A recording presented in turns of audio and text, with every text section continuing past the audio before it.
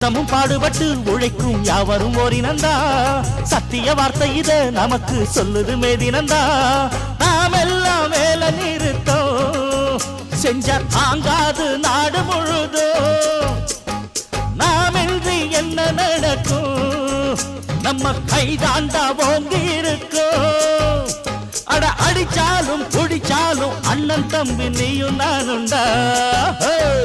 உழைப்பாளி இல்லாத நாடுதா எங்கும் இல்லேயா